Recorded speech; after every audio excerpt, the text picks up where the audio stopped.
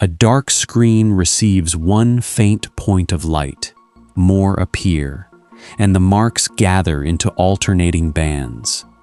Every prepared trial that is detected leaves one local mark. Many trials build the bands. On another optical table, a beam splitter prepares two routes that reunite before two detectors. When one prepared quantum can produce interference across two possible routes, but ends as one local detector click, what exactly is a photon between emission and detection? The evidence will be allowed to set that boundary. In an ideal lossless trial, only one detector registers the prepared quantum. The other detector makes no record at all. Another trial follows, and another after that. Over many repetitions, the balance between the two outputs changes when the apparatus changes. A small shift along one route can move nearly every recorded event toward the other port. Each event arrives in one place, yet the distribution depends on two available routes.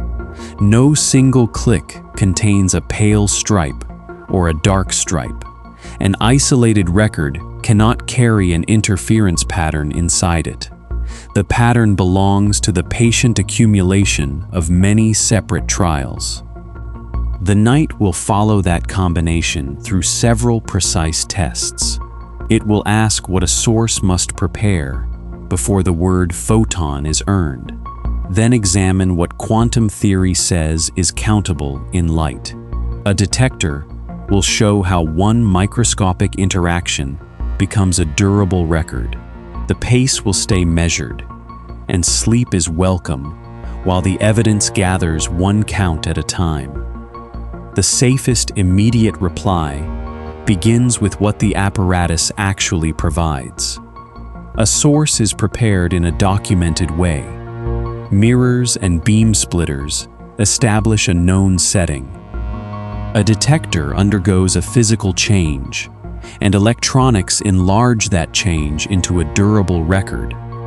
Repeated trials then produce a distribution that can be compared with a prediction. That chain is the direct empirical layer. It contains a preparation, an arrangement, a setting, and a result. Missing from it is any photograph of a photon moving along a hidden track, nor does it reveal a tiny shape just before detection. The click records a detector change, not a camera image of an arriving object. The distinction matters because ordinary pictures fail in opposite ways. A miniature projectile seems able to choose only one route. Meanwhile, a classical wave seems able to divide smoothly and arrive across a detector surface. The experiment instead combines an interference distribution with separate localized records. Both features are measured, and neither may be discarded for convenience. The first useful boundary sits inside the detector itself. A click begins as a microscopic interaction. Depending on the device, deposited energy may break a delicate electrical state or warm a tiny absorber. That initial change is then amplified until ordinary electronics can store it. A small quantum event becomes a macroscopic record with a time and a channel. A threshold click still needs careful language. It reports that a detector response crossed a chosen level, not automatically that exactly one photon arrived. Loss and dark counts can create missing or unwanted records. Calibration connects the electronic pulse to the prepared experiment. That caution makes the evidence legible. Carefully prepared trials produce stable, phase-dependent distributions, together with localized detector records. The useful fact is their measured relationship across controlled settings. Neither feature needs to be inflated into a hidden itinerary. The glass cube adds another lesson about evidence. It does not label either alternative as the route a photon took. Its polished boundary establishes two amplitudes that later meet. A phase plate changes their relative phase without changing the detector hardware. During a phase scan, the plate moves through a series of settings. At each setting, the counters collect many matched trials under the same preparation. Their proportions trace complementary curves as the relative phase changes. The curve, rather than any isolated click, carries the phase information. When the output balance moves, the experiment links the setting to the distribution. It doesn't expose a concealed itinerary. Preparation, controlled alternatives, and registered outcomes are enough for the narrow claim. One trial supplies a port and a time. Another trial may end at the other port. Only the full series reveals how the setting shaped their proportions. This separation between event and distribution is the evidence that the interpretation must preserve. For the moment, the optical table can be left with those facts in place. Two alternatives are prepared. One macroscopic record appears in an ideal detected trial. Many records reveal a phase-dependent distribution. The direct evidence reaches that far, while the question of what crossed the apparatus remains protected. At the source, the electromagnetic field changes by one countable amount. Reaching that description takes one careful step away from the optical table. Classical electromagnetism already describes light with extraordinary success. It treats light as a wave in electric and magnetic fields, spreading through space with a frequency, wavelength, direction, and polarization. That classical wave can carry any smoothly chosen amount of energy. Turn a source down, and the wave simply becomes weaker. Its amplitude can shrink continuously, without meeting a smallest packet. For bright beams and countless everyday measurements, this description remains elegant and accurate. The quantum description changes the bookkeeping without throwing the field away. It begins by separating the field into possible patterns called modes. A mode may describe a frequency, direction, polarization, and spatial arrangement allowed by the apparatus. The field associated with that specified pattern cannot exchange energy in arbitrary fragments. Its excitation changes in discrete steps. This is where the word quantum earns its place. A quantum is one allowed unit of excitation, not a tiny shaving cut from a material object. Add one quantum to a specified field mode, and the energy rises by one corresponding step. Remove one quantum, and it falls by that step. A laboratory rarely prepares a perfectly endless wave with one perfectly sharp frequency. Real signals begin, end, and occupy limited regions. They are often described as wave packets, built from a range of frequency and momentum modes. A shorter or more tightly timed packet generally needs a broader range of frequencies. Such a broad packet does not possess perfectly sharp frequency, energy, and arrival time all at once. That qualifier prevents a useful phrase from becoming too simple. Saying one photon means one quantum is usually incomplete unless the relevant mode or wave packet is specified. Within the chosen quantum description, the count is exact. Its spatial and temporal shape depends on how the state was prepared. Within one specified mode, quantum theory labels states by how many excitations they contain. The energy gap between neighboring levels is fixed by that mode's frequency. Counting quanta therefore counts changes in a field state, not tiny beads stored in separate compartments. A wave packet carries the one quantum structure across a superposition of modes.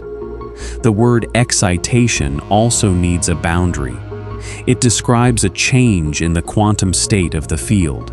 No substance beneath the field must shake like cloth or water. Theory treats the electromagnetic field as its object, defined through measurable effects and mathematical relations. What then is being counted?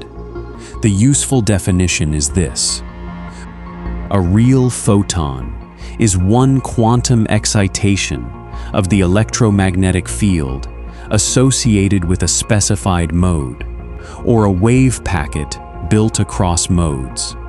It isn't a classical electromagnetic wave with its volume turned down, or a miniature material projectile hidden inside the wave. Within quantum field theory, it is one unit of light. That statement supplies the first full payoff, but not a final metaphysical picture. Quantum electrodynamics uses this field excitation with exceptional predictive accuracy. The model tells how light is emitted, propagated, and absorbed. It does not prove that one preferred mental image is the ultimate substance of reality. The energy carried by a photon follows a compact relation. In speech, the energy equals Planck's constant, multiplied by the frequency. Higher frequency means a larger energy transfer for each photon. Lower frequency means a smaller transfer. Intensity can rise because more photons arrive, because the prepared state changes, or because both features change together. In vacuum, photon momentum equals its energy divided by the speed of light. The same momentum also equals Planck's constant divided by wavelength. Shorter wavelength, therefore, accompanies greater momentum. These relations connect frequency, wavelength, energy, and momentum without giving the photon a material rest mass. One consequence is easy to miss. A photon in a perfectly sharp frequency mode would have a perfectly sharp energy. Such a mode is spread without a definite beginning or ending. A photon prepared to arrive during a narrower interval requires a spread of frequencies, so its energy is correspondingly less sharp. Quantum preparation decides which quantities can be narrowed together. A wave packet is not evidence that the apparatus is confused. Instead, it is a structured superposition of modes. The state contains a well-defined rule for the probabilities of later records. Not every classical property needs a sharp value before the detector responds. Field language also explains why wave behavior survives at low light levels. An amplitude associated with a prepared quantum can extend through the available optical arrangement. Different alternatives contribute amplitudes that combine according to their relative phase. Detection, however, transfers a quantum of energy into one recorded interaction. That last sentence must be held with care. It does not describe a classical wave traveling until it suddenly transforms into a particle. Quantum theory uses one state throughout the process. Wave-like propagation and localized transfer are different measured aspects of that state, not two costumes exchanged during flight. Nor does the phrase one quantum establish a hidden path. A field excitation can be prepared across more than one alternative, and the theory adds amplitudes before predicting detector probabilities. The later click identifies the interaction channel. It does not retroactively draw a complete trajectory through the apparatus. The operational definition is therefore precise and deliberately modest. It states what is quantized, how energy and momentum are related, and how a prepared state enters predictions. At the same time, it marks what remains outside direct observation. The source preparation is known. The apparatus and its settings are known. So are the resulting records. A tiny classical object carrying a fully specified root is not among them. Calling a photon an excitation identifies its place within that framework. It doesn't answer why this field exists, or whether a deeper description will replace it. Its value lies in disciplined scope. By connecting preparation to predictions and predictions to records, the definition leaves broader metaphysical claims where the evidence leaves them. The optical table now looks less contradictory. Field mathematics retains the structure needed for interference. Quantization supplies the discrete transfer that becomes one detector record. Both features belong to one framework, although their combination resists any ordinary picture borrowed from stones or water. The definition can rest here without being stretched into a philosophy. A prepared photon denotes one quantum within the specified electromagnetic state under discussion. Its energy and momentum obey measured relations. Detection later occurs locally. Any imagined story between preparation and detection requires more care than the word particle usually carries. A metal surface and a scattered X-ray turned an old argument about light into measured transfers. The history matters because the quantum was not invented to make light sound mysterious. It entered physics when continuous classical accounting stopped matching experiments. In 1900, Max Planck was studying the spectrum emitted by heated matter. Classical calculations failed badly at high frequencies.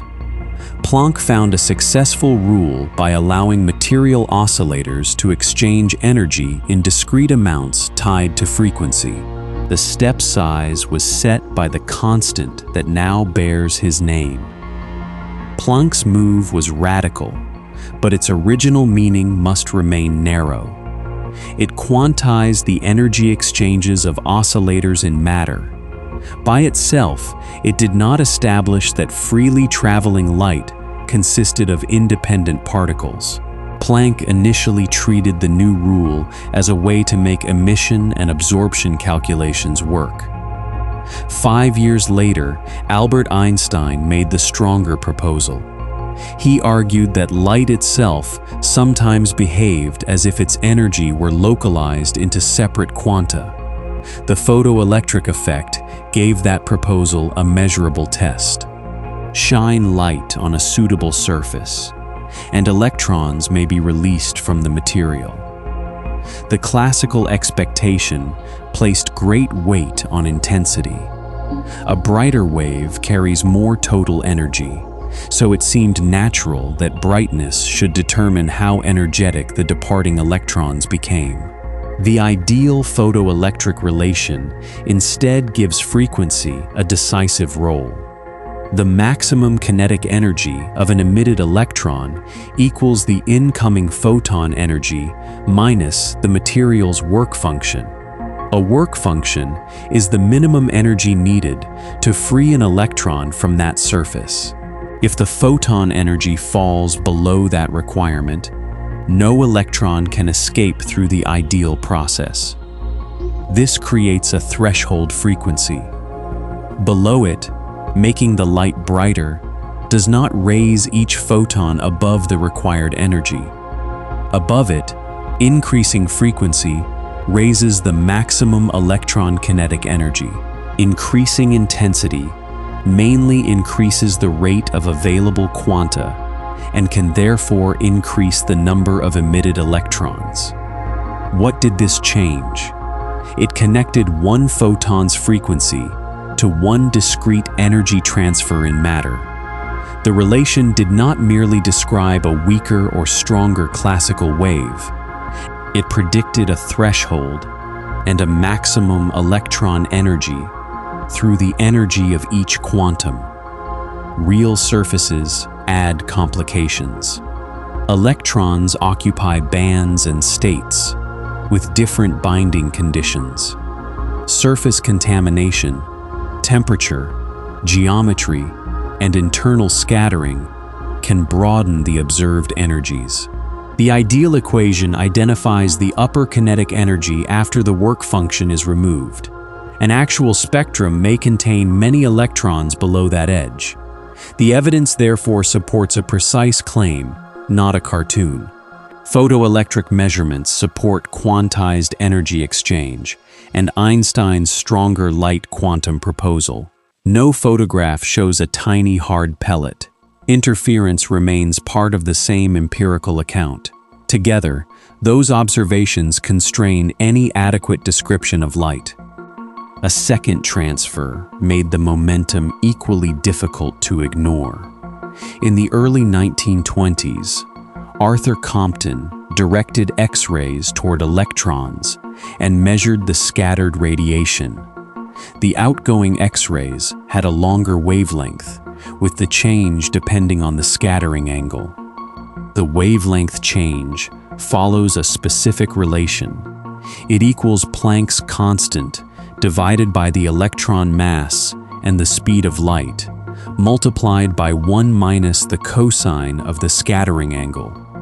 The corresponding energy and momentum changes balance those carried away by the recoiling electron. Compton's result was consistent with treating the incoming radiation as carrying energy and momentum in photon-sized transfers.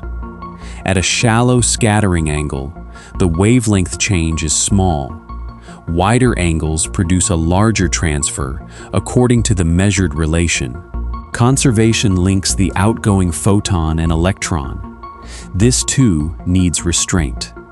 Compton scattering is not permission to forget field behavior and declare light an ordinary projectile. It shows that photon energy and momentum enter collisions through quantized transfer rules. The same light must also account for interference, polarization, and the distributions built from many localized detections. These experiments also explain why brightness and photon energy must not be treated as synonyms. A bright beam may contain many lower frequency photons. By contrast, a faint beam may contain fewer photons with greater energy each. The response depends on the interaction and the material. In the photoelectric case, frequency controls whether one quantum can clear the work function and how much maximum kinetic energy remains. Greater intensity affects how many opportunities arrive. Compton's scattering records a transfer through the angular wavelength change. Together, the experiments require the same quantized relations to keep measured outcomes consistent. Planck, Einstein, and Compton therefore mark 3 different steps. The first step, quantized oscillator exchanges. Einstein proposed light quanta as a property of radiation. Compton supplied a clear energy and momentum transfer pattern. Together, those steps created modern photon bookkeeping without settling every question about what a photon is. The distinction between history and ontology is useful here. A theory may earn trust because its predictions survive difficult tests. That success does not turn every helpful analogy into a literal portrait. The equations can describe measured transfers precisely, while ordinary visual categories remain incomplete. The metal surface answers one local question through its threshold and electron energies. Scattered X-rays answer another through wavelength shifts and recoil. Both experiments constrain the photon by consequence. Neither follows it through empty space with a camera. Together, the metal surface and the scattered X-ray leave a compact ledger. Light exchanges energy in quanta tied to frequency. In vacuum, those quanta carry momentum tied to energy and wavelength. No measurement here tracks a tiny object through space. Instead, the experiments establish transfer rules that any account of a photon must preserve. Before an interference result can mean anything, the source must behave unlike an ordinary dim beam. A darkened optics bench can make almost any light look sparse. Filters trim a laser until its pulses are barely registered, while counters wait beside polished glass and carefully timed electronics. Yet faintness by itself is not a certificate of single-photon light. What makes a sparse source different from a lamp turned down very low? The answer lies in the pattern of events across many prepared time windows. A trustworthy source must show that empty windows, single detections, and rare coincidences occur in the proportions predicted for its method of preparation. Laser pulses begin with what physicists call coherent light. Their average population in each pulse can be reduced far below 1 photon. That statement describes an average, not the contents of every pulse. No filter can divide the same way on every attempt. After strong attenuation, most prepared windows contain no photon at all. Many of the remaining windows contain one, while a smaller, but real fraction contain 2 or more.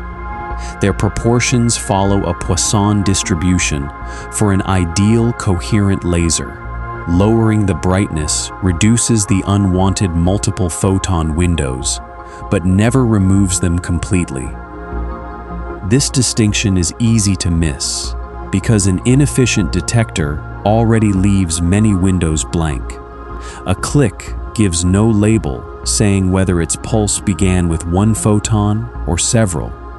2 photons may also arrive while only 1 is registered. The source therefore can't be judged by a row of isolated clicks alone. A heralded source uses a different preparation.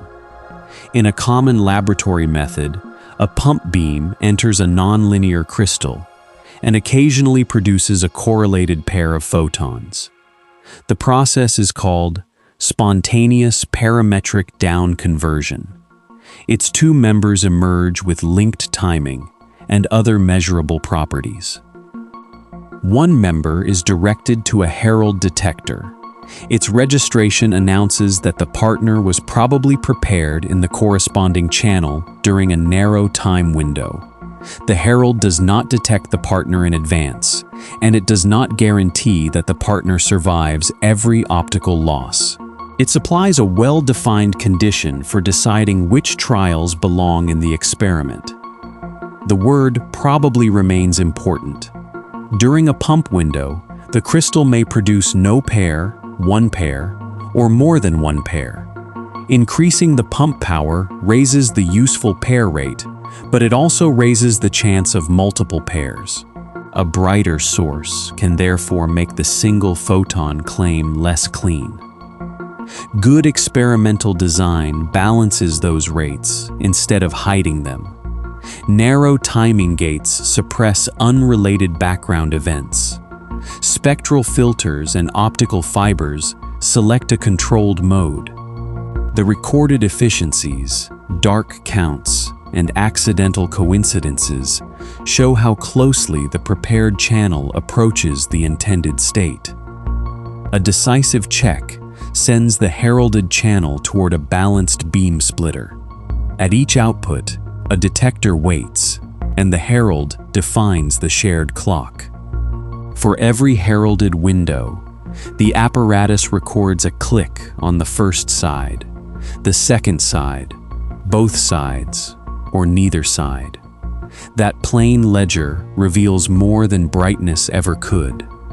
For an ideal single-photon state, the 2 output detectors never click together in the same window. The second-order correlation at 0 delay is then 0.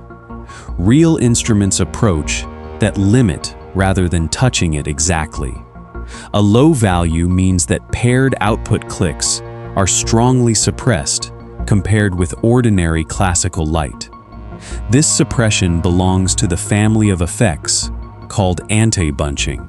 Bunched light has an enhanced tendency to produce neighboring detections. Anti-bunched light produces fewer near-simultaneous detections than the relevant classical expectation. The zero-delay dip is a statistical property gathered over many events, not a special mark carried by any one click. Losses mostly remove usable trials, while dark counts and background light can add false ones. Multiple pair production can place genuine photons at both outputs. Detector timing and recovery also require calibration. A responsible certificate, therefore, includes measured uncertainties and the exact conditioning rule, not merely the phrase single-photon source. In 1986, Philippe Grangier, Gérard Raget, and Alain Aspect built a particularly clear version of this test. Their source used a calcium atomic cascade rather than a nonlinear crystal. The first emission served as a herald for the second, giving the experiment a prepared event and a narrow gate. Heralded light then met a beam splitter with one detector beyond each output. For classical fields, a normalized, conditioned comparison of coincidence and single detector rates has a lower bound. The measured comparison fell below that classical bound. Reflections and transmissions were strongly anti-correlated, just as a single photon state predicts. The claim was carefully limited. As measured, the experiment didn't reveal a miniature object at any intermediate location. Imperfect apparatus still produced a few coincidences. It showed that the registered energy did not behave like a classical pulse divided between two outputs.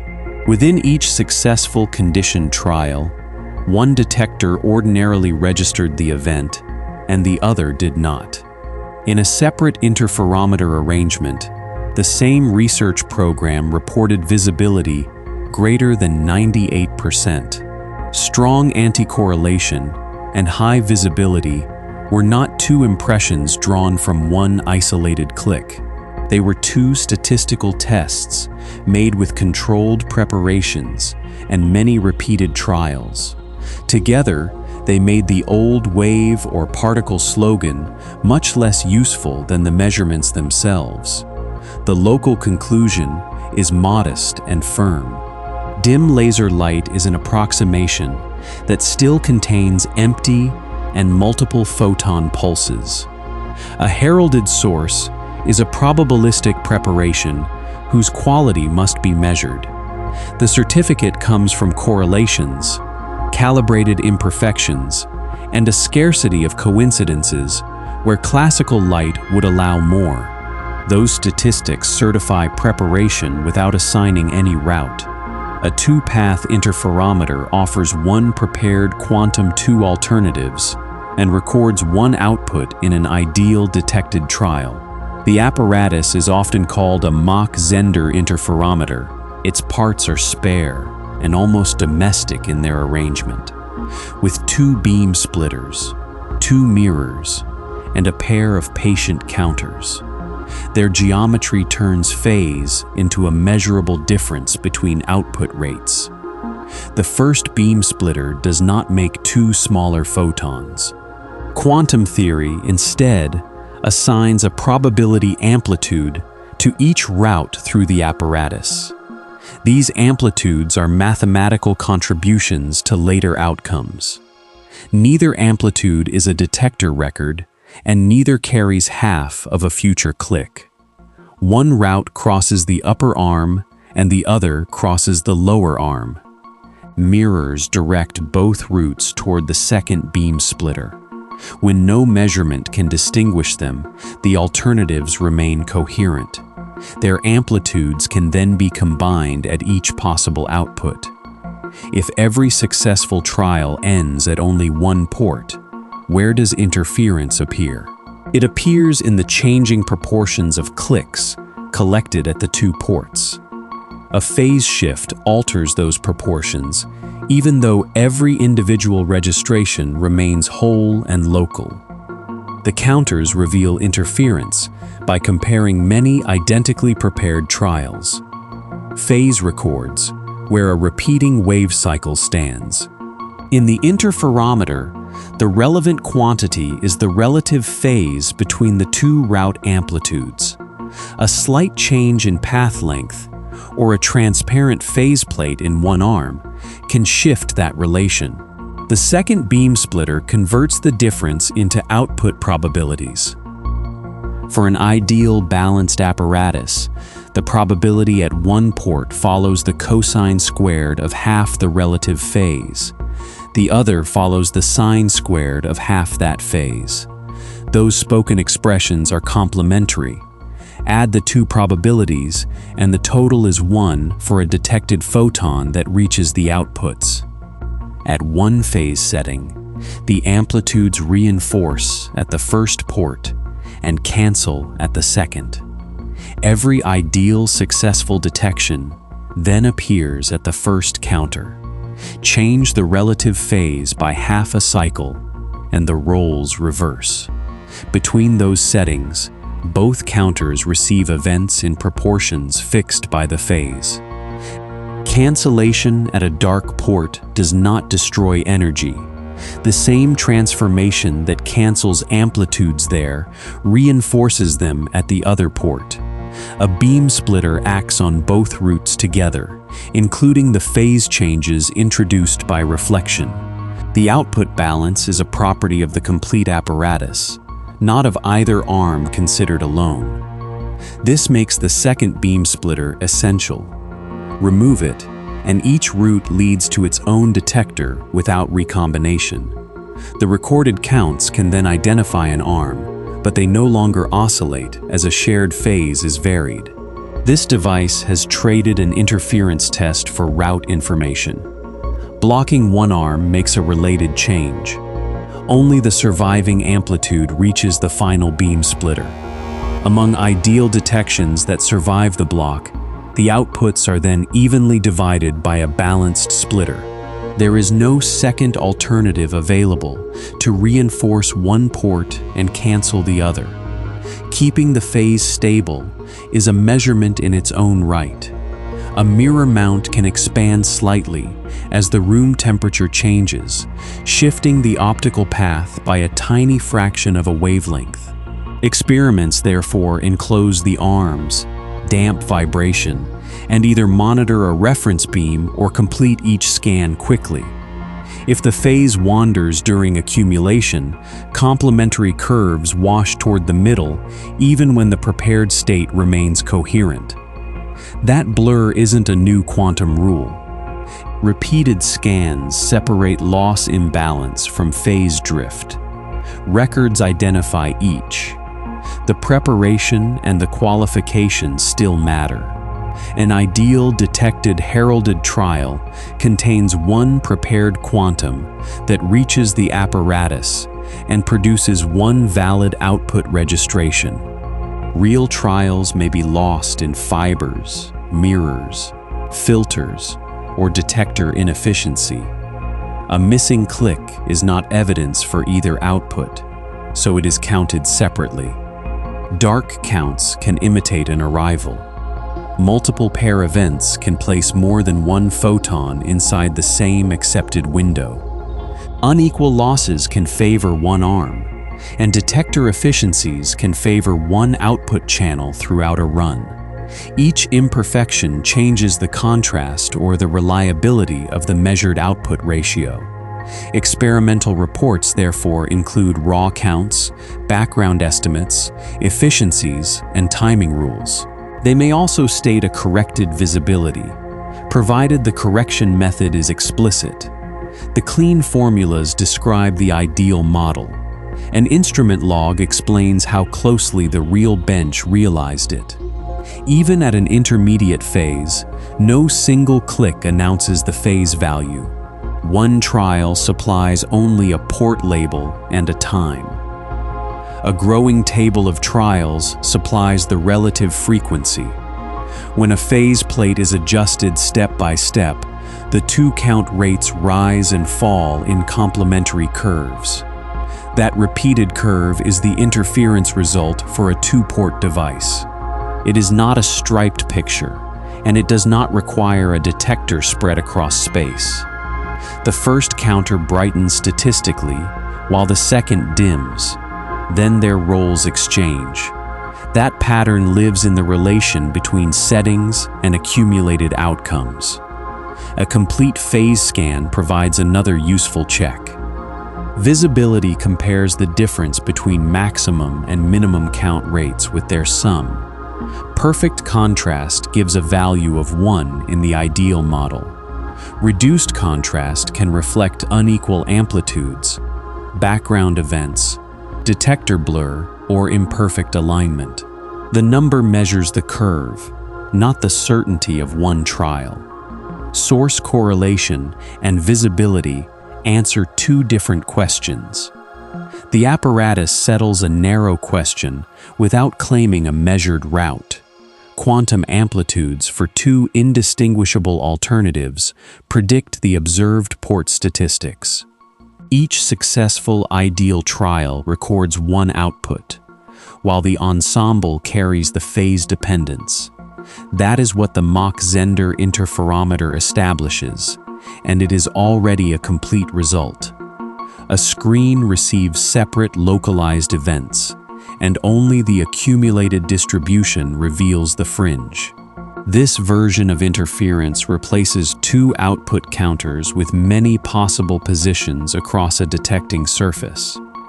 The apparatus may use two slits or another pair of coherent routes. Its evidence arrives as a collection of points. Each valid event leaves one small record at one location. It may be a bright spot in an imaging detector, an electron released inside a sensor, or a chemical change in an older photographic plate. The record has a position and a time. It does not arrive as a pale stripe spread across the screen. How can isolated points build alternating bands? Quantum theory assigns an amplitude from each indistinguishable route to every available screen position. The amplitudes are combined first. That sum-squared magnitude determines the probability of a detection at that position. Repeated samples from that probability distribution gradually reveal its structure. At some positions, the two contributions arrive with phases that reinforce. Events are more likely to accumulate there. At other positions, the phases oppose and the contributions partly or nearly completely cancel. Those locations gather fewer detections, leaving spaces between the brighter bands. The geometry supplies the changing phase. A point near the center may be almost equally distant from both slits. Farther across the screen, one route becomes slightly longer than the other. As that path difference grows, through successive portions of a wavelength, reinforcement alternates with cancellation. A finite slit width also shapes a broad diffraction envelope around the narrower bands. The envelope changes how bright the outer fringes can become. It does not turn each event into a stripe. Every accepted registration remains confined to the small region where the detector responded. Early in a run, a handful of points can look irregular. More events begin to favor some neighborhoods over others. After a large sample, the alternating bands become stable enough to measure. Nothing inside the latest click is more fringe-like than anything inside the first. This is why a fringe belongs to a distribution rather than to an individual arrival. One record can't reveal a bright band, a dark band, or the spacing between them. It contributes one coordinate to a larger ledger. The arrangement becomes visible only through the relation among many such coordinates. Physicists call this self-interference, a phrase needing careful use. It is shorthand for combining amplitudes associated with indistinguishable alternatives in one prepared quantum state. The phrase doesn't mean a tiny physical object was cut into literal halves that later struck each other. Quantum formalism combines possible contributions, while the detector registers one localized event. A final spot doesn't identify a root, and adding a physical root marker changes the accumulated distribution. The screen pattern also depends on how narrowly the source is prepared in wavelength and direction. Different wavelengths produce slightly different fringe spacings, while different arrival angles shift the whole pattern sideways. If too broad a range is accepted, many valid patterns overlap, and the outer bands soften. Filters and collimating optics limit that averaging before any detector count is interpreted. The path difference must remain within the coherence supported by the prepared wave packet. Beyond that range, relative phase varies across the accepted spectrum, and stable cancellation is lost. Modern cameras divide the surface into pixels, placing another limit on the narrowest resolvable bands. Source bandwidth, geometry, and pixel size therefore meet in the image, while every histogram entry remains a separate local event. Low intensity makes the accumulation especially plain, but low intensity alone does not certify single-photon preparation. A heralded source and its correlation test establish the accepted windows more securely. Events can then be spaced so widely that detections do not overlap in time, while the same fringe grows across the completed run. Background counts add points with the wrong spatial distribution. Detector blur softens narrow bands. Vibration shifts their positions, and multiple photon windows complicate the claim about individual quanta. Calibration estimates each contribution. A measured fringe is strongest when the source statistics and the imaging system are reported together. Changing the exposure time does not move the fringes when the apparatus remains stable. It only gathers more samples and reduces the roughness caused by finite counts. Fitted band positions can be compared across separate exposures while the count totals continue to grow. Agreement shows that the geometry remained stable rather than appearing by chance. Researchers can fit the accumulated counts to a predicted distribution and compare fringe visibility, spacing, and background. The fit does not turn statistics into an observed route.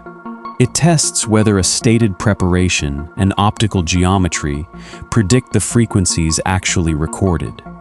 Agreement becomes meaningful only after uncertainties and alternative sources of blur are included. The ledger remains plain and testable. What emerges is neither a continuous wash recorded all at once, nor a complete pattern carried by every point. It is a stable probability distribution, sampled through separate local transfers of energy. Bright regions mean greater detection probability. Dark regions mean lower probability, not missing pieces from incomplete events. The final result keeps two measured scales held together. At the scale of one trial, there is one place and one time in the detector ledger.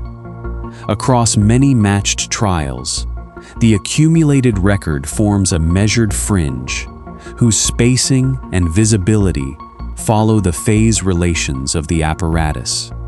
Separate clicks draw it only by accumulating. A single photon source faces two narrow openings and a position-sensitive screen. With both routes coherent and unmarked, separate detections gradually form alternating bright and dark bands. Each point remains local, while the completed distribution depends on amplitudes from both openings. Beside each route, a small optical element correlates the route with a different polarization. These two polarization conditions are marker states. The position detector does not measure them, yet their overlap determines whether the route amplitudes can still contribute to one interference pattern. What changes as the marker states become less alike? Their overlap falls, so the interference term weakens. Orthogonal marker states have zero overlap and remove the fringe from the unconditioned position distribution. Partly overlapping states preserve part of it. Before marking, both route amplitudes contribute to the same final state. They can reinforce or cancel at different screen positions. After perfect marking, each route accompanies a different orthogonal marker state. Those complete alternatives no longer contribute one shared cross term to the unconditioned position distribution. The screen then gathers the sum of two ordinary route distributions. Its localized marks continue to arrive one by one, but their density lacks the earlier modulation. Nothing has struck each photon sideways. The missing fringe reflects changed relationships within the prepared quantum state. Here, route information means that a physical degree of freedom carries a distinguishable correlation with the route. It may reside in polarization, timing, frequency, a recoiling atom, or another part of a larger system. The marker state itself changes the available interference term. Markers need not be perfect. Two marker states may overlap enough that route guessing remains uncertain. In that case, some coherence survives, and the fringe retains partial contrast. Stronger distinguishability brings weaker visibility through a continuous experimental trade-off. Visibility measures how deeply an interference pattern rises and falls. Distinguishability measures the best achievable ability to infer the route from the available marker. For a two-route system, distinguishability squared plus visibility squared is no greater than 1. Visibility must be extracted from an entire phase scan, not guessed from one bright region. Experimenters compare the largest and smallest corrected rates while keeping the source and detector conditions stable. They also report uncertainty, because background counts can lift dark bands and drifting phase can blur the contrast. Distinguishability is estimated by the success of an optimal route discrimination measurement, a marker that identifies the route on every accepted trial reaches the ideal maximum. Overlapping marker states force some guesses to fail. The inequality joins these separately measured capabilities and prevents their ideal sum from exceeding the shared quantum limit. That limit is tested across matched preparations, not inferred from a philosophical label placed upon any single event. An ideal pure preparation can reach equality in that relation. Noise, uncontrolled coupling, imbalance, and imperfect detection usually place a real experiment below the boundary. The inequality does not say that a photon sometimes becomes a wave and sometimes becomes a particle. It limits two kinds of information obtainable from one preparation. A fully visible fringe leaves no reliable route label. A perfectly reliable route label leaves no visible fringe in the unconditioned screen record. Between those limits, The apparatus can retain partial evidence of each. The measured quantities belong to distributions and correlations, never to the appearance of one isolated spot. The reduced screen pattern depends on marker state overlap. In quantum language, the route has become entangled with the marker. Describing the screen alone requires averaging over marker alternatives.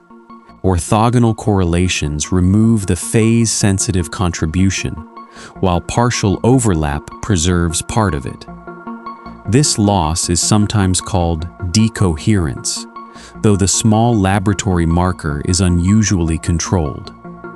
Ordinary surroundings create the same structure with countless uncontrolled degrees of freedom. Scattered light, vibration, or thermal motion can carry route information away. Recovering all those correlations is usually impossible in practice. A correlated pair extends the same logic. One member travels toward a screen through two coherent alternatives. Its partner carries a marker correlated with those alternatives and travels toward a separate analyzer. Without sorting the screen positions by the partner result, no fringe appears. This unconditioned screen distribution contains the same sum produced by route marking. Localized points continue to accumulate, and their total density remains smooth apart from the individual route envelopes. The partner analyzer can be aligned with the marker states. Its outputs then sort the screen records into subsets associated with the distinguishable routes. Those subsets reveal route correlation, but neither recovers an interference fringe. Another analyzer setting combines the marker states instead of distinguishing them. Sorting the paired records now produces conditioned distributions. One subset shows a fringe. The complementary subset shows a shifted fringe, with its bright regions aligned near the other's dark regions. Combining the conditioned subsets cancels their opposite modulations. The unconditioned screen distribution stays smooth. At the partner station, the unsorted output distribution also remains fixed. Only a joint comparison of matched records reveals the conditional structure. Does sorting by the partner result change the unsorted screen distribution? It does not. Sorting creates conditioned groups from one fixed collection of screen records.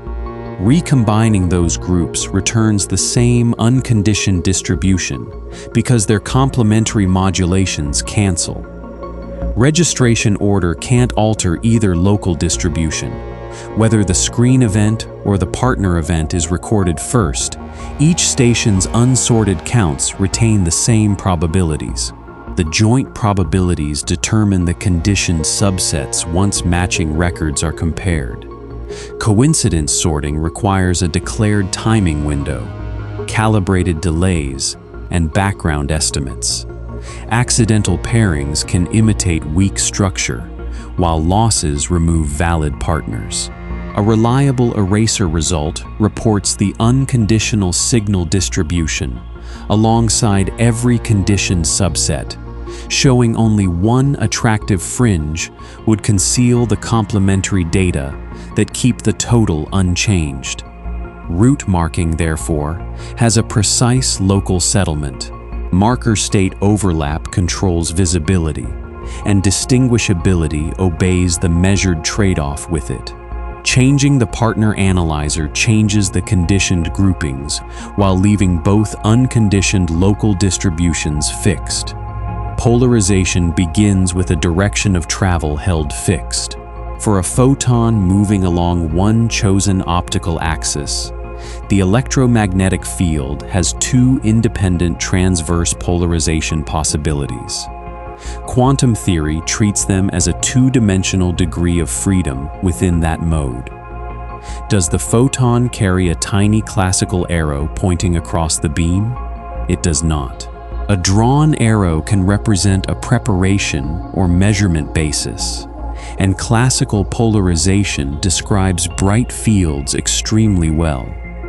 A single photon state is instead a quantum rule for probabilities and relative phases across two basis states. On a quiet optical bench, a source prepares photons in horizontal polarization. A polarizing beam splitter waits downstream. It sends horizontal polarization toward one detector and vertical polarization toward another. In an ideal aligned trial, the horizontal output receives every detected event. Rotating the analyzer changes the question asked of the same preparation. If its first axis makes an angle with the prepared direction, the probability for that output follows the cosine squared of the angle. The complementary output follows the sine squared. Together, the probabilities add to 1. At an angle of 45 degrees, the ideal outputs are equally likely. Each accepted photon still produces one localized detector record, not two half-energy arrivals. After many trials, approximately half the clicks collect in each channel. The balance is statistical, while each transfer remains whole. Horizontal and vertical form one possible basis. Two diagonal directions form another. Right and left circular polarization form another, built from the same two-dimensional state space with a different relative phase. The labels change with the measurement arrangement, but the number of independent polarization dimensions remains 2. A wave plate makes that phase visible through later measurements. It delays one polarization component relative to the other, turning a linear preparation into an elliptical or circular one when chosen appropriately. A following analyzer converts the changed relation into new output frequencies. No single analyzer reveals every aspect of the state. A horizontal measurement supplies one of two channel records. A diagonal measurement supplies a different pair of possible records. Results from many identically prepared photons allow experimenters to reconstruct the preparation through several complementary settings. A second analyzer can make the basis dependence especially clear. After a horizontal preparation, a diagonal filter transmits a conditioned subset. A later horizontal analyzer then divides that subset between its two outputs. The middle element has not uncovered an intermediate arrow. It has prepared a new polarization state for the accepted photons. Removing the diagonal filter restores the original certainty at the aligned horizontal analyzer. Adding it changes the physical preparation, reaching the final device. This sequence is often mistaken for a paradox, only when every analyzer is imagined to reveal the same hidden property. Quantum polarization instead assigns probabilities relative to each selected basis. A circular preparation supplies another check. Its horizontal and vertical output rates are equal, just as they are for a diagonal linear preparation. A quarter wave plate followed by another analyzer separates the two cases because it converts their different relative phases into different count balances. Several settings are therefore needed for a complete characterization. The apparatus rewards careful basis language. This reconstruction is called polarization tomography. It estimates the state that best explains all measured frequencies, together with uncertainties and instrumental corrections. It does not reveal a hidden arrow that possessed definite answers for every possible analyzer before measurement. The quantum state can also be a mixture. A source may randomly prepare different polarizations, or uncontrolled surroundings may erase their phase relation. Such a mixture can produce the same balance in one analyzer as a coherent superposition. Measurements in additional bases distinguish those preparations statistically. So relative phase is essential here. Two states can have equal horizontal and vertical probabilities, yet behave differently in a diagonal or circular analyzer. Their difference lies in how the two amplitudes combine. A simple arrow in ordinary space cannot contain that full complex relation. The two-dimensional statement has a boundary. It assumes one fixed propagation direction and a controlled optical mode.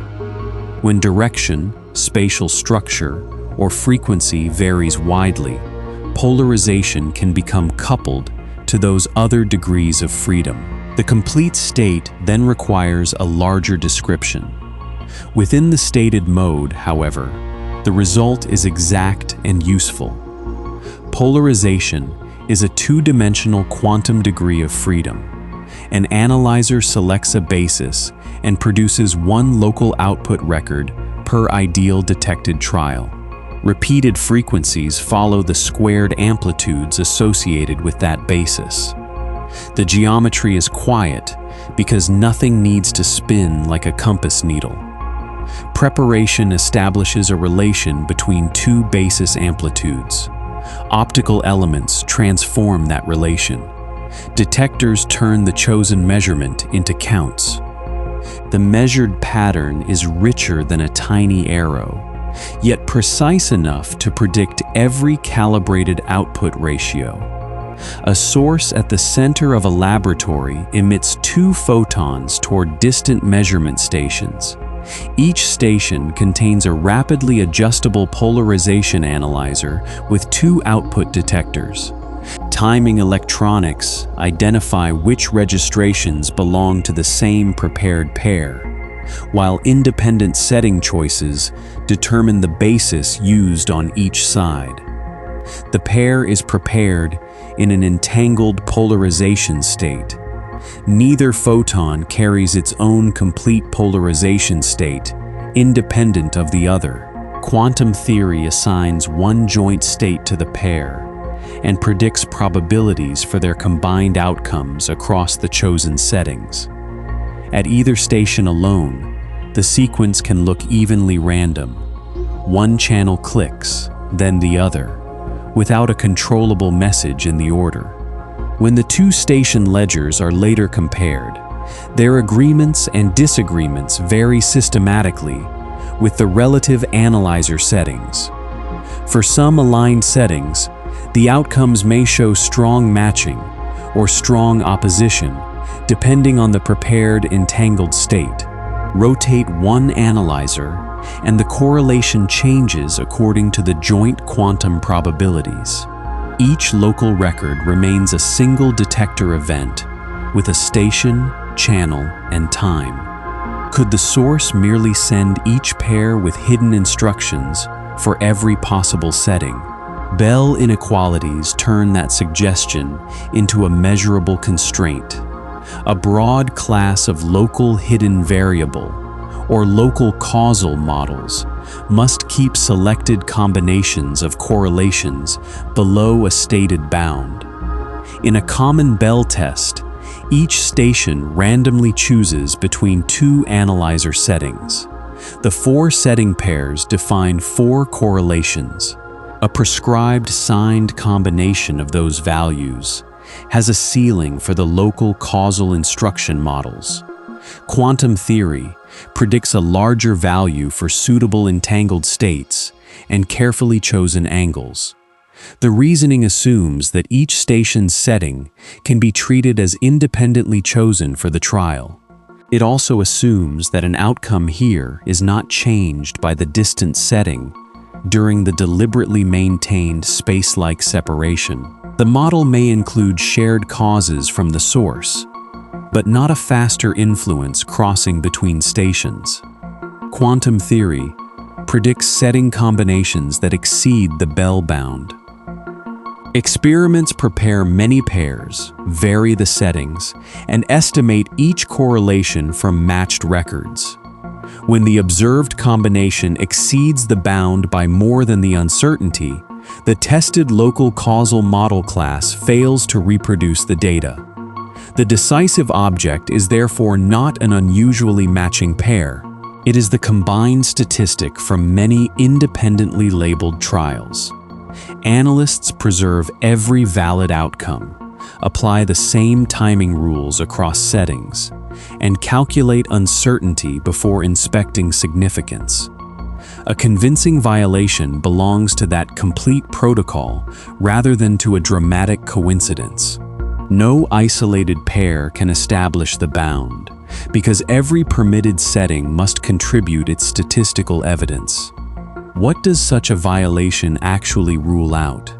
Under the experimental assumptions, it rejects models that explain the outcomes through local pre-existing instructions of the tested kind. It does not prove that every form of realism is false. It does not select one interpretation of quantum theory as uniquely correct. Different interpretations preserve the same tested probabilities while describing the underlying situation differently. Some alter which properties are regarded as definite. Some alter how state update is understood. Bell data constrain those accounts, but the laboratory result alone does not turn one philosophical vocabulary into an additional measurement. Experiments must also protect the statistical comparison. Inefficient detectors can leave a biased sample if recorded pairs are not representative. Settings chosen too early can allow ordinary communication within the timing interval. Ambiguous pairing windows can attach unrelated clicks to each other. These concerns are known as loopholes. Modern tests have closed the major detection and locality loopholes together in carefully designed experiments. Fast, random setting choices and separated stations restrict ordinary causal contact. Efficient detectors reduce selective sampling. Even these experiments are not assumption-free, because every inference relies on trusted timing, calibration, randomness procedures, and statistical models. The phrase loophole-free therefore means that specified major loopholes were addressed within the reported design. It does not mean that logic operated without premises. A strong report states those premises, quantifies background events, and gives the probability that random fluctuations could imitate the measured violation. Can the correlations carry a faster-than-light message? They cannot. An observer at one station cannot choose whether the local detector reports its first or second channel. The local outcome remains random, and its overall distribution does not reveal which setting was selected far away. Suppose the distant observer changes analyzer bases according to a private sequence. The nearby station's unsorted counts remain the same within statistical uncertainty. Only after both sides exchange their setting and outcome lists through an ordinary classical channel can they identify which trials belong to each correlation group. That comparison cannot arrive sooner than light. Entanglement supplies joint structure, not a controllable signal hidden inside either local record. Correlation becomes visible only when the separated ledgers are brought together according to the declared trial and setting labels. Nor does one detection provide a readable command to the distant photon. Quantum theory predicts the joint outcome distribution without assigning a usable message to either result. Any attempt to encode information by choosing a local measurement changes only which correlations can be revealed after comparison, not the remote marginal counts. The distinction between joint and local statistics carries the central lesson. Bell violation concerns the pattern shared across stations. No signaling concerns what either station can observe alone. Quantum theory allows the first to exceed a local causal bound, while requiring the second to remain independent of the distant choice. Real data include losses, background counts, imperfect entanglement, and analyzer drift. Researchers monitor source brightness, synchronize clocks, pre-register analysis rules, and test whether setting choices correlate with unwanted variables. Each safeguard narrows the ordinary explanations available for an apparent violation. The result deserves both force and restraint. The measured correlations reject the tested local hidden variable and local causal model class under the stated assumptions. They do not erase every possible realist idea, choose an interpretation, or permit communication beyond light speed. Across the two stations, local records remain ordinary in appearance. Their deeper order emerges only in a joint comparison that respects timing and settings. Entanglement is therefore not a secret wire between detectors. It is a structure of correlations whose observed strength exceeds what the tested local causal instructions can supply. A photon detector sits cold and quiet until one microscopic interaction disturbs it. The finished record may look like a simple mark in a computer file, yet that mark stands at the end of a long physical chain. Energy reaches sensitive material. The material changes state. Electronics enlarge the change. A clock assigns a time, and a stored channel identifies where the response occurred. What does the detector actually record? It records its own transition, not a portrait of a photon. The event supports an inference about the light that reached the apparatus because the source, optical setting, efficiency, and background have been measured. Without that surrounding evidence, the pulse is only a pulse from a device. A superconducting nanowire detector makes the chain unusually clear. Its active element is a narrow strip of superconducting material, folded across a small area, and cooled far below ordinary laboratory temperatures. An electrical current flows through the wire just below the level that would destroy its superconducting state. When light is absorbed, the deposited energy disrupts that delicate state in a tiny region. Pairs of electrons that support superconductivity are broken, energetic excitations spread, and a small resistive region begins to form. The bias current crowds around the disturbed region.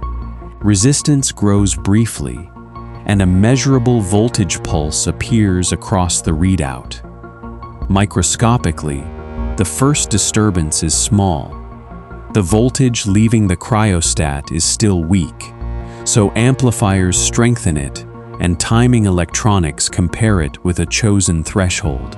A pulse that clears the threshold becomes a registered event. Software may attach a detector number, an arrival time, and quality flags. What began as deposited energy has become a durable macroscopic record. The word click is therefore convenient but compressed. Some instruments make an audible sound only after electronics translate the pulse. The sensitive wire itself doesn't announce a photon like a bell. It changes its electrical condition, recovers its superconducting state, and becomes ready for another event after a finite recovery interval. That recovery creates dead time. A second photon arriving too soon may be missed or may distort the pulse. Timing jitter adds uncertainty to the reported arrival time. Imperfect coupling and absorption reduce detection efficiency. Thermal fluctuations, stray light, electrical noise, or other disturbances can create dark counts even when the intended source sends nothing. These limits make one rule essential. A threshold click doesn't, by itself, prove that exactly one photon arrived. One photon can be lost and leave no record. Several photons can reach the detector within one response window and still produce one threshold pulse. A dark count can produce a record without the intended photon. Calibrated probabilities connect clicks to preparations across many trials. Calibration turns those limitations into numbers. Experimenters measure detection efficiency at the relevant wavelength, record background with the source blocked, determine timing response with reference pulses, and test recovery by varying the separation between arrivals.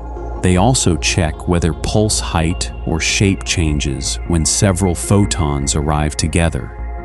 These measurements establish which trials should be accepted, how many genuine events were missed, and how much accidental response remains.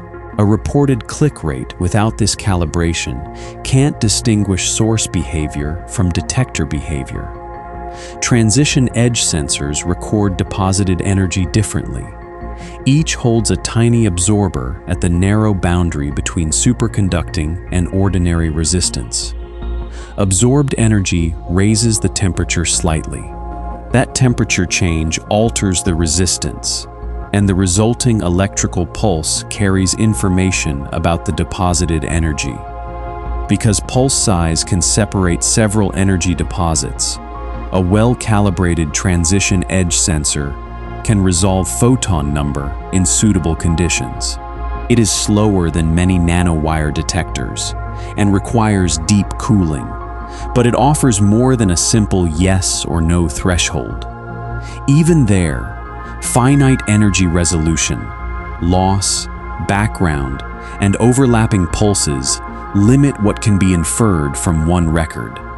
The laboratory claim therefore rests on a complete chain. A source is prepared. An optical arrangement selects alternatives or measurement settings.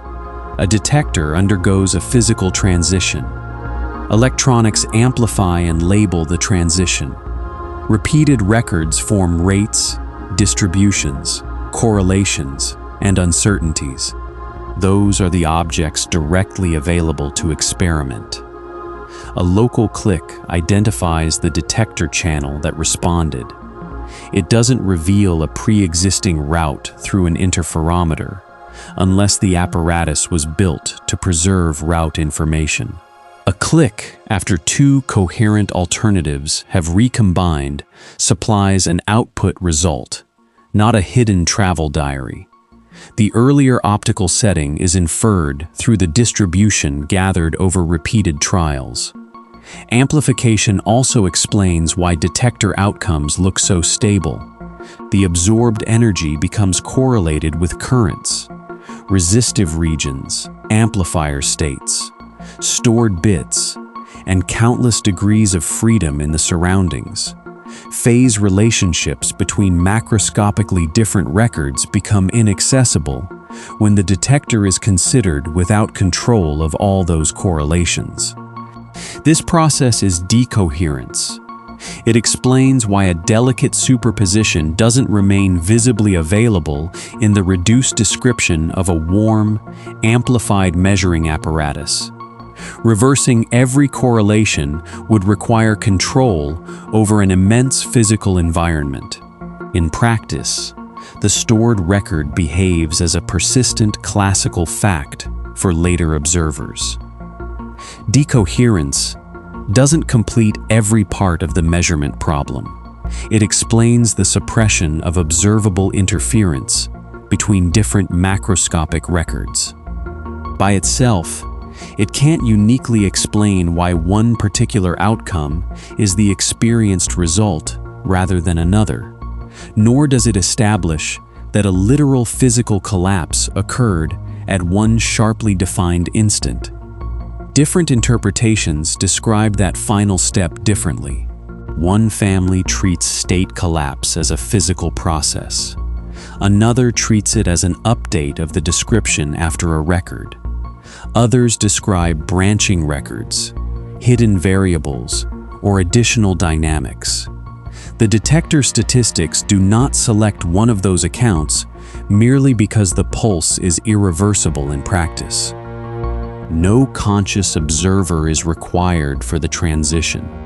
The nanowire changes, the amplifier responds, and the memory stores a bit whether anyone watches the display. A person later reads a record that already has a physical history in the apparatus. The detector can now be left with a precise role. It converts deposited energy into a calibrated, amplified event with a place, channel, and time. That event is local and durable. Its meaning comes from the prepared source and measured apparatus, while its existence never supplies a photograph of a route or a final verdict on quantum interpretation. An optical source prepares a pulse that is narrow enough to arrive during a limited interval. A lens shapes its spatial mode, and a detector can be moved across the expected beam. Repeated trials then produce a map of where responses are more or less likely.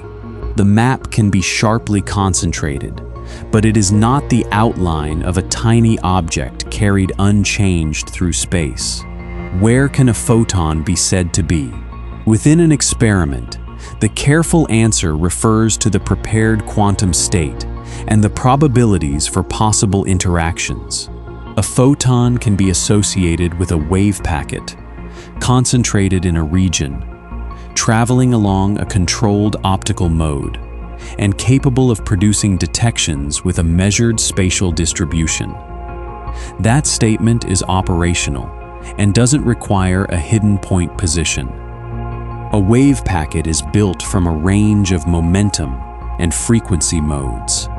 Combining them with chosen phases creates a pulse localized around a place and time. Narrowing the packet generally requires a broader range of momenta or frequencies. Preparation, therefore, decides how tightly different properties can be specified together. Focusing gives this abstraction a practical form. A broad, nearly parallel optical mode has a narrow range of transverse momenta and spreads across a wide area. The lens combines a broader set of directions and concentrates the detection distribution near its focus. Tighter concentration demands broader directional content, and polarization can become coupled to spatial structure when the range of directions grows. A scanning detector can measure the central spot and weaker surrounding response. The result is a localization profile, not a boundary enclosing a piece of light. Moving the lens, changing its aperture, or altering the wavelength changes that profile, because localization belongs to the prepared mode and measurement together. This mode language matters because one photon isn't automatically one perfectly sharp frequency extending forever. A laboratory photon may occupy one quantum of a shaped wave packet with finite bandwidth. The state can be concentrated around one route or spread coherently across several alternatives, depending on the source and optical arrangement. For a slow, massive particle, elementary quantum mechanics often supplies a position wave function whose absolute square acts as a position probability density. Applying exactly the same construction to a photon creates difficulties. A photon is massless, has spin tied to its direction of motion, and carries only the physical transverse polarization possibilities. Several useful photon wave functions have nevertheless been developed. Some describe amplitudes in momentum and helicity space. Others use field amplitudes, energy density, or detection amplitudes in position and time. They can predict experiments and represent localized wave packets, but they do not all assign the same meaning to position. An influential localization analysis found that the usual position operator available for certain massive particles could not be carried over to a massless particle with photon spin under the same requirements. Later constructions proposed photon position operators by changing some of those requirements. Debate continues over covariance, locality, the inner product, and which quantities qualify as observable position probabilities. The responsible conclusion is neither that photons possess an ordinary position wave function, nor that they have no wave function at all. Which formalism is useful depends on the question being asked. Momentum, polarization, field correlation, energy flow, and photodetection may each invite a different but related representation. Strict localization introduces another limit. A wave packet can be highly concentrated, yet demanding an exactly bounded region with absolutely no tails conflicts with the structure of positive energy photon states. Energy density and detection amplitudes generally extend beyond the central region, sometimes through very small tails. Those tails do not mean that a photon is a material mist spread evenly through the universe. They describe the prepared state's spatial structure and its possible interaction probabilities. Most of the relevant detection probability may be confined to a narrow beam or short pulse, even when strict compact localization is unavailable. Nor does a local click prove that a tiny object occupied that exact point throughout the preceding journey. The detector identifies where an interaction happened.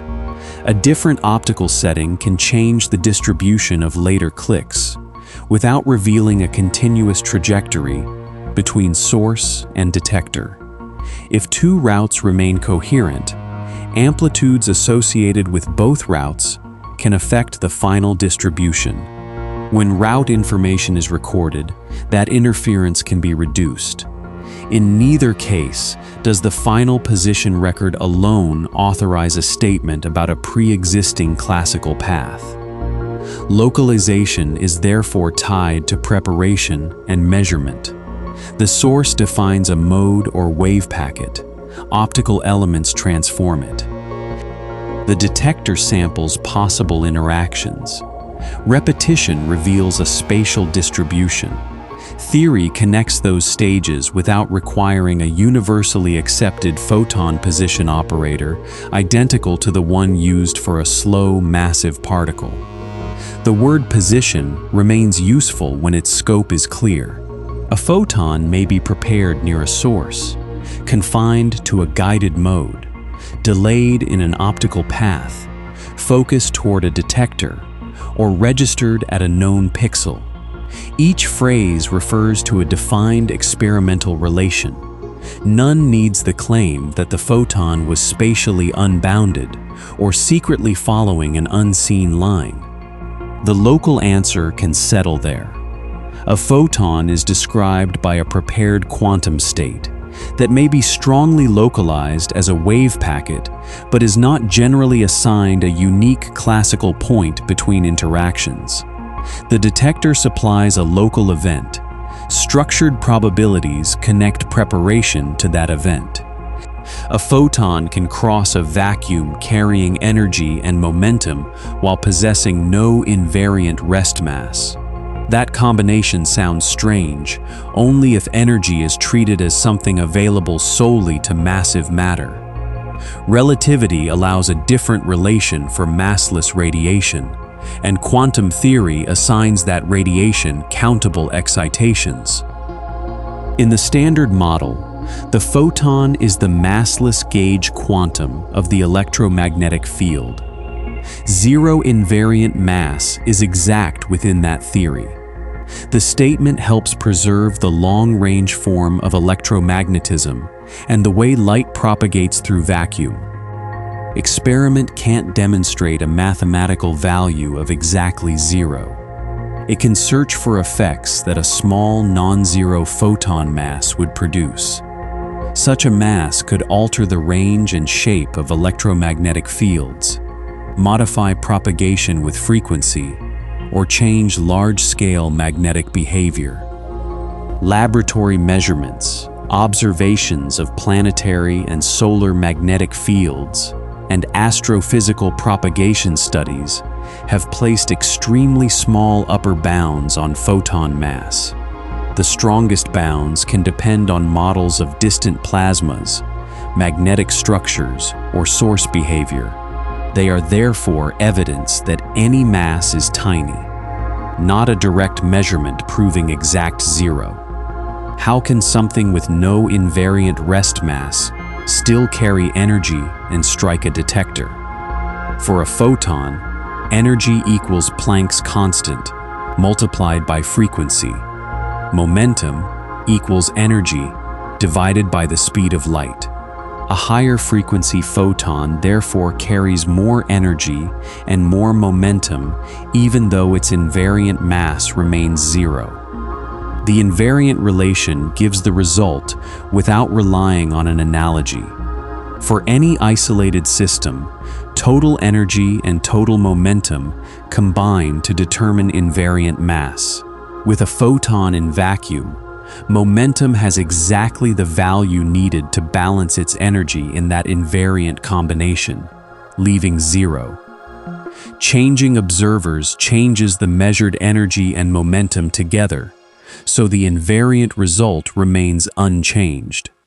A larger photon energy doesn't create a larger rest mass. It produces a larger momentum while preserving the massless relation. Invariant mass isn't a synonym for energy. A massive particle has a frame in which its spatial momentum can vanish, and the energy measured there is called its rest energy. Photons have no such inertial frame. Every valid inertial observer measuring light in vacuum finds it moving at the speed of light. Observers moving relative to one another can disagree about the photon's frequency and energy. Motion toward the light raises the measured frequency, while motion away lowers it. The momentum changes with the same transformation, yet no finite change of inertial frame reduces the light speed to zero. No inertial laboratory can move beside a photon and hold it at rest. The transformations connecting physical inertial frames preserve light's vacuum speed. Reaching a stationary photon would require a limiting transformation that is not a valid photon rest frame. This boundary removes the need for imagined observations made from such a frame.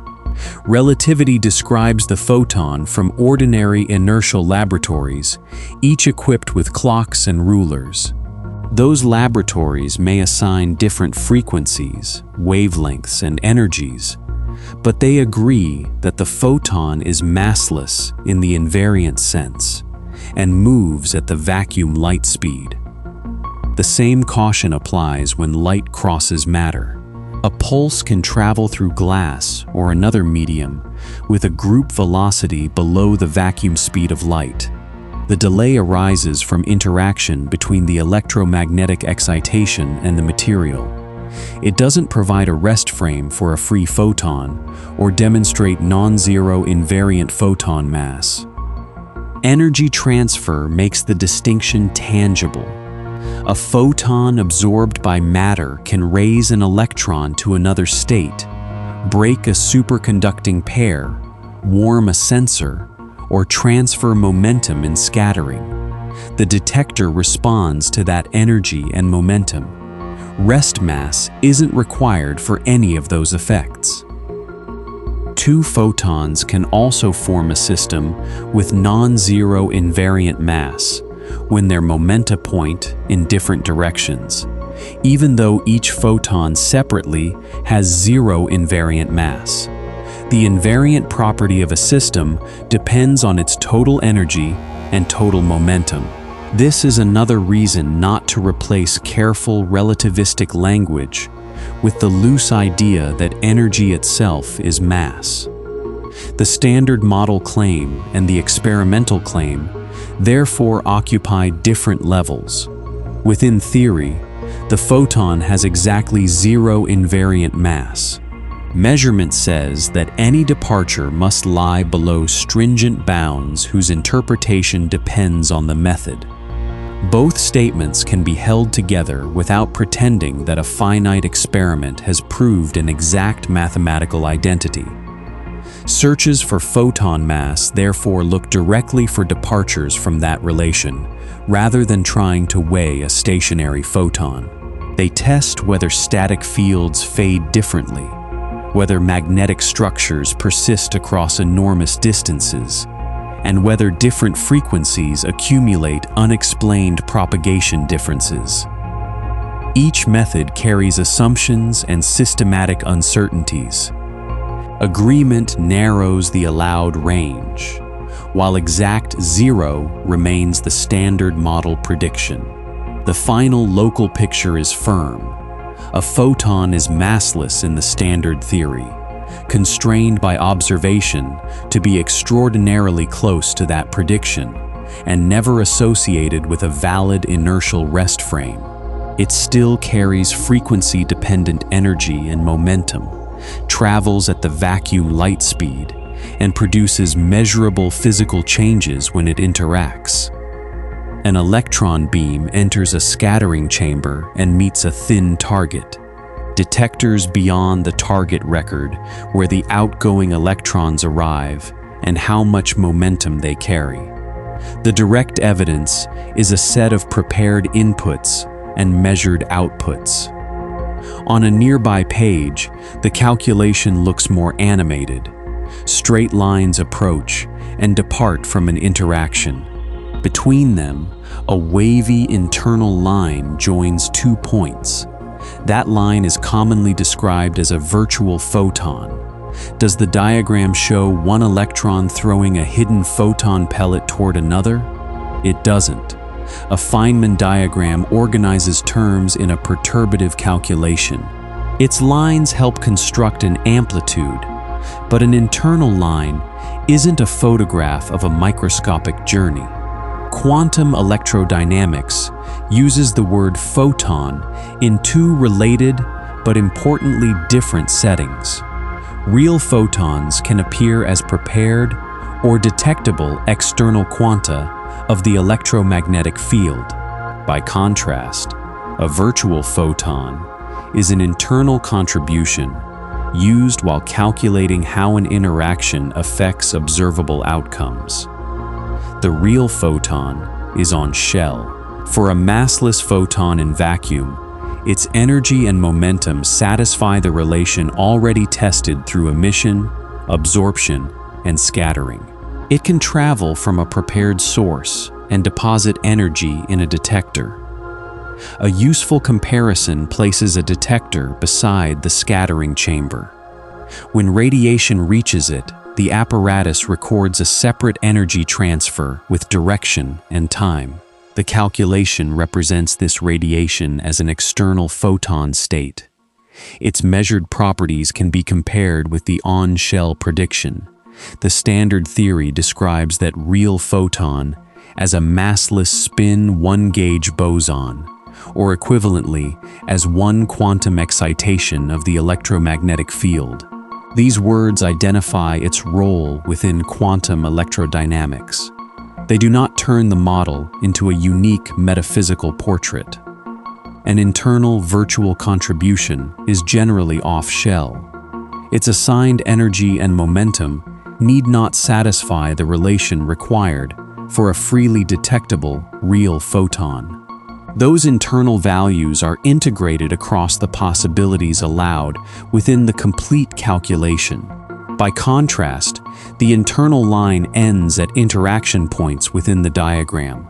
The calculation sums over internal momenta rather than assigning one measured value. Changing the organization can redistribute contributions among diagrams, while their properly combined prediction for detector records stays fixed. Off-shell doesn't mean that a damaged photon briefly escaped the rules. The internal mathematical contribution isn't an external detectable state. No detector can be placed beside one internal line and register it while leaving the same process intact. The uncertainty principle isn't a license for temporary failures of conservation. Energy and momentum remain conserved in the quantum field calculation. The popular image of nature taking energy on short credit confuses an estimate about quantum uncertainty with a violation the theory doesn't permit. Several diagrams may contribute to the same measured process. Their amplitudes must be combined before a probability is predicted. Depending on the calculation and gauge description, individual internal contributions can change while the final observable result remains the same. That dependence is another warning against literal pictures. A real detector rate cannot depend on a private drawing convention. The properly combined prediction must be gauge consistent and connected to measurable quantities. One attractive internal sketch has no independent claim to physical observation. Virtual language must therefore follow the calculation that defines it. Outside that approximation, the same interaction may be organized through different tools. Nature supplies the scattering result. Physicists choose a controlled mathematical representation that reaches it, then test the final observable prediction against the chamber. Virtual photons are nevertheless useful. They encode how the electromagnetic field contributes to scattering, energy shifts, and forces within perturbation theory. Calling them unreal would miss their calculational role. To call them little unseen projectiles would grant them evidence they do not possess. The force between charged objects is therefore not best pictured as a rain of secret pellets crossing empty space. Quantum electrodynamics predicts the interaction through a field and its amplitudes. In suitable approximations, internal photon contributions help recover the familiar electromagnetic force. The word exchange can be convenient, but it needs the same boundary.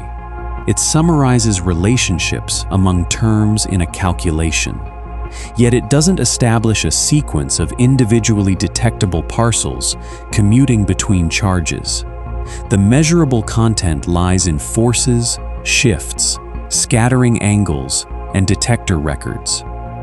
Real photons can also appear in a process that contains virtual contributions. An electron may scatter, while radiation reaches a separate detector. Detected radiation is represented as an external real photon, while internal lines remain parts of the amplitude used to predict the combined result. Operationally, the distinction is plain. External states connect the theory to preparations and detections. Internal contributions connect pieces of the calculation.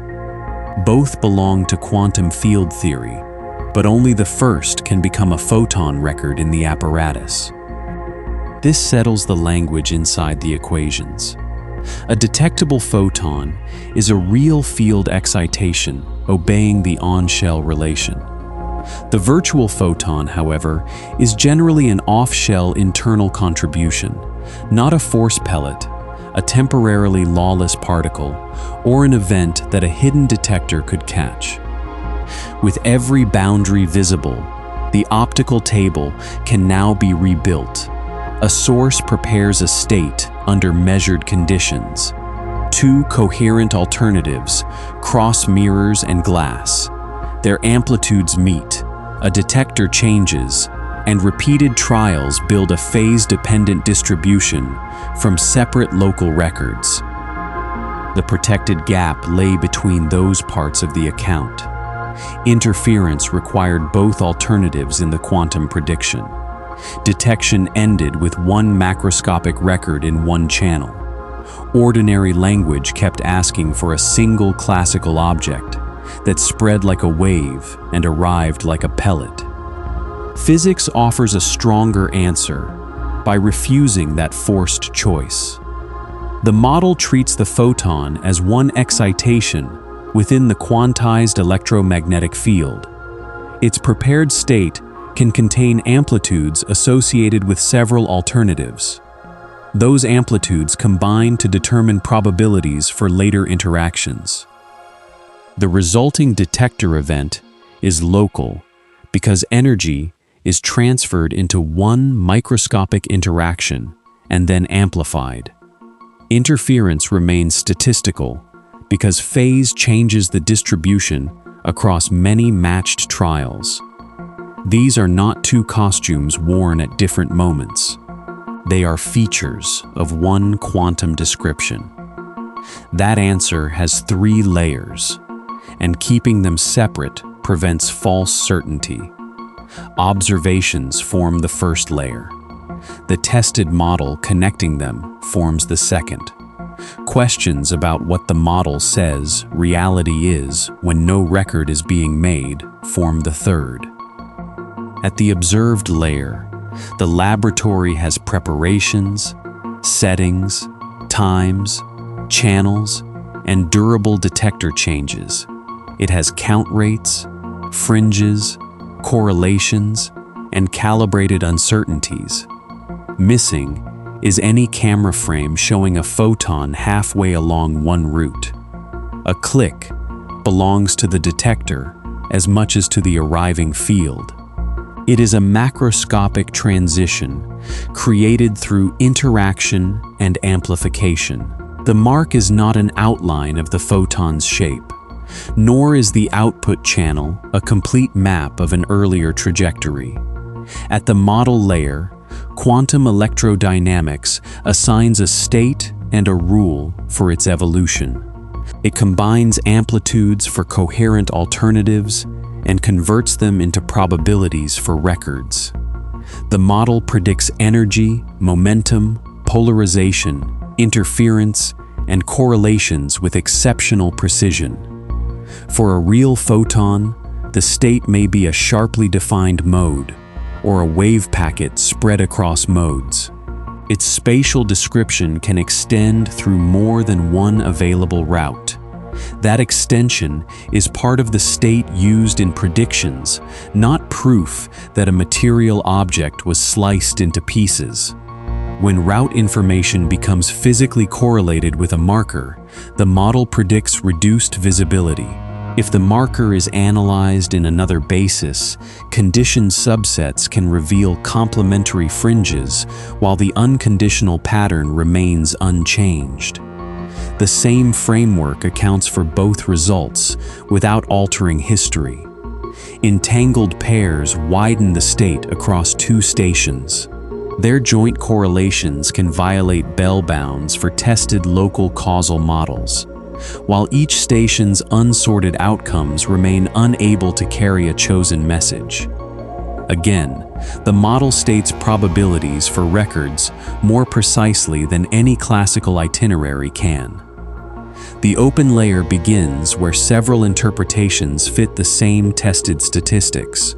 They disagree about whether the quantum state is a physical entity, a description of information, a branching structure, or part of some deeper account. Present experiments do not select one complete story by vocabulary alone. The model also distinguishes a prediction from a narrated event. Before detection, it supplies amplitudes for possible outcomes.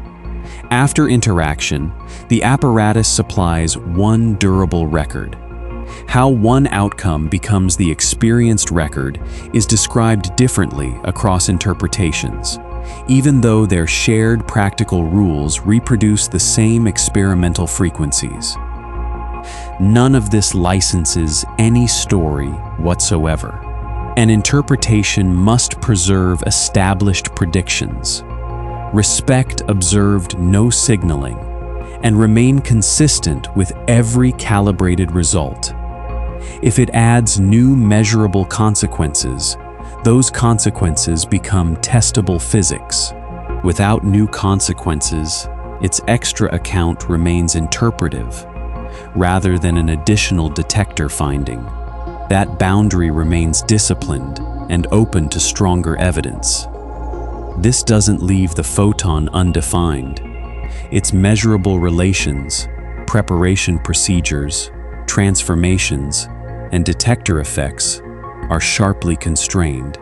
The open question concerns the ontology beneath that successful structure, not whether the laboratory results occurred or whether the equations predict them. Between emission and detection, the most honest answer is therefore a quantum state of the electromagnetic field, evolving according to the theory. It carries the amplitudes needed for every available coherent alternative, and supplies probabilities for the localized records that may follow. What physics does not add is an observed classical trajectory hiding beneath that state. No experiment in the account recorded a miniature traveler choosing one complete route while somehow preserving the interference of both. Adding such a path requires an interpretation with further structure, not a fact read directly from the counters. Other interpretations may speak differently about state update, definite properties, or branching outcomes. Their language can guide new questions and calculations. Where they reproduce the same predictions, the present evidence does not award one of them an exclusive photograph of the interval. The boundary between measurement and interpretation is not a weakness concealed by technical words. It is part of scientific honesty. A theory can be extraordinarily exact about observable consequences while remaining compatible with more than one account of what exists between them. The photon is strange only when classical pictures are treated as mandatory. Quantum field theory doesn't require a bead riding a wave or a wave collapsing into a bead. It requires a prepared field state, lawful amplitudes, interactions, and records whose distributions agree with experiment. That framework earns confidence through repeated risks. It predicts where clicks accumulate, how energy tracks frequency, how momentum changes in scattering, how visibility falls with route information, and how distant correlations depend on settings. Each success narrows what an acceptable deeper account may claim. The remaining openness is calm and specific. Physics knows how to prepare photons, transform their states, and predict their detected consequences. It doesn't yet possess a uniquely established classical-style narrative for the unobserved interval, and the quantum theory doesn't need one to remain complete as a predictive framework. So the central contradiction dissolves without being replaced by a decorative mystery. Light shows interference because quantum amplitudes combine across coherent alternatives.